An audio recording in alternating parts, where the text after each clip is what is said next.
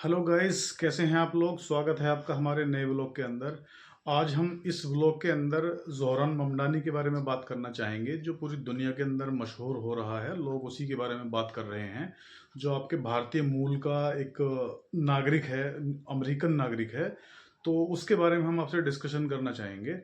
तो डिस्कशन ये है कि भारतीय मूल का जो वो अब अमेरिकन नागरिक है ज़ोहरान ममदानी, तो उसने एक जो यूएस के अंदर जो एक सिटी है, आपकी सबसे महंगी सिटी है न्यूयॉर्क, उसके अंदर मेयर का चुनाव लड़ने का सोचा। तो स्टार्टिंग में जब उसने देखा कि लोगों को किस किस तरह की समस्याएं हैं, तो उसने देखा कि वहाँ पे सबसे दुनिया का सबसे महंगा शहर है। तो वहाँ पे जो रेंट के जो इश्यूज हैं बहुत ज़्यादा हैं, लोग अफोर्ड नहीं कर पाते, बहुत ज़्यादा रेंट है वहाँ पे। और लोगों को ग्रोसरी की दिक्कत है, लोगों को बसेस की प्रॉब्लम है, और बहुत सारी जो वेरियस जो प्रॉब्लम्स थी वो वहाँ पर थी। उसने उस चीज को फील किया, और फील करने के बाद लोगों से कैंपेन करने के लिए कोशिश की, लोगों से मिला, लोगों से मिलने के बाद उनको समझाया, उनसे बात की। ऐसा भी हुआ कि लोगों ने उससे बात नहीं की बिल्कुल भी। लोग एक साल पहले उसको जानते भी नहीं थे कि कौन ज़ोहरान ममदानी है। अभी एक सर्वे में मैंने देखा था कि जब वो एक पूरी लिस्ट थी जो मेयर्स के कैंडिडेट थे, उसमें वो 9th नंबर पे था। तो 9th नंबर पे, यानी कि वो बिल्कुल ना के बराबर था। वो जानते ही नहीं थे कि उसको लोग कि ये कौन है। फाइनेंशियल इशू भी थे, उसके पास पैसे भी नहीं थे।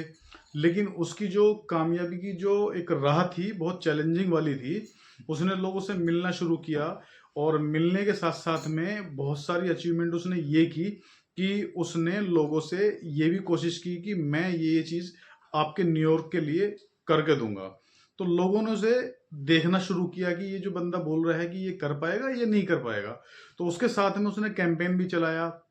उसको सबसे बड़ा बेनिफिट ये भी मिला कि वो भारतीय मूल के जो मीरा नायर हैं, और एक वहाँ के जो प्रोफेसर थे गुजरात के, उनका वो बेटा था।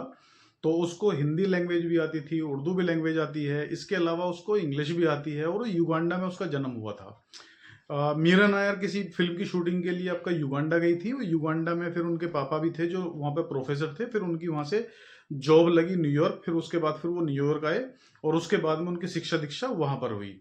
तो इसके साथ में उन्होंने लोगों को अट्रैक्ट किया, हिंदी में बोल के और इंग्लिश में बोल के, और इसके अलावा लोगों को उनसे अटैचमेंट रहा। उन्होंने लोगों की समस्याओं पर काम किया। उन्होंने बोला कि अगर मैं मेयर बनता हूँ तो यहाँ की जो रेंट बिल्कुल हाई जा रहे हैं, तो वो आपको मैं फ्रीज कर दूंगा, और जो उसका जो पैसा आएगा, वो जो हाईली लोग वहाँ पे अमीर हैं, जो पैसे वाले लोग हैं, उन पर टैक्स लगा के वहाँ से लिया जाएगा।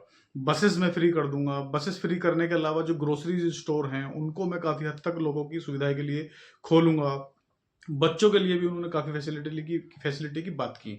उन्होंने बोला कि मैं न्यूयॉर्क को अफोर्डेबल बनाना चाहता हूँ, कि सो दैट हर किसी इंसान को यहाँ पे जीवन की जो दिक्कतें हैं वो प्रॉब्लम को फेस करना ना पड़े। तो इसी चीज़ को लोगों ने फील किया। उन्होंने सोचा कि ये अगर बंदा वादा कर रहा है तो हो सकता है कि ये उनको अचीव कर सकता है।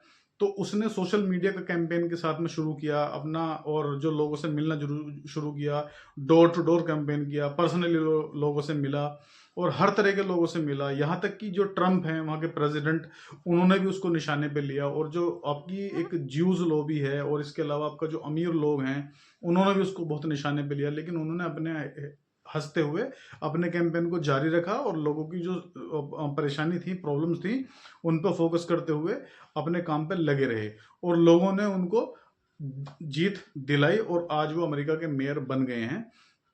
तो मैसेज केवल एक ये है कि देखिए, जब भी आप कोई काम करते हैं तो आपके काम करने के जो तरीके होते हैं, जो स्टाइल होते हैं, तो आपके काम करने के तरीके में, और जो आपके काम करने का तरीका होता है, वो किसी को हो सकता है कि अच्छा ना लगे। और जो आप काम करते हो उस काम में बहुत सारी रुकावटें बिल्कुल आएंगी।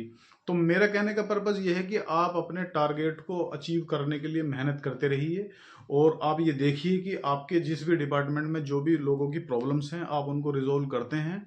आप सबकी जो बातें होती हैं उन पर खरे उतरते हैं, और लोगों की सुख सुविधाओं के लिए बारे में बात करते हैं, तो आप डेफिनेटली अच्छी चीज़ अचीव कर सकते हैं। तो ज़ोहरान ममदानी से हमें यही सबक सीखने को मिलता है कि उन्होंने लोगों की इस प्रॉब्लम्स को समझा, कि वहाँ पर रेंट की जो दिक्कत थी, लोग अफोर्ड नहीं कर पा रहे थे, बसेस की प्रॉब्लम थी, लोगों का जो जीवन था वो बहुत अस्त व्यस्त था, ग्रोसरी की दिक्कत थी। उन्होंने उन सब चीज़ पे बात की, पब्लिक को समझाया, और लोगों ने उनको वोट दिया। तो मुझे लगता है कि आपको बात समझ में आई होगी हमारे दर्शकों को। अगर कुछ आपको कुछ मैसेज करना है हम लोगों को कुछ क्वेश्चंस के बारे में, तो हम कोशिश करेंगे आपको जवाब देने का। मिलते हैं नेक्स्ट वीडियो में। जय हिंद, जय भारत।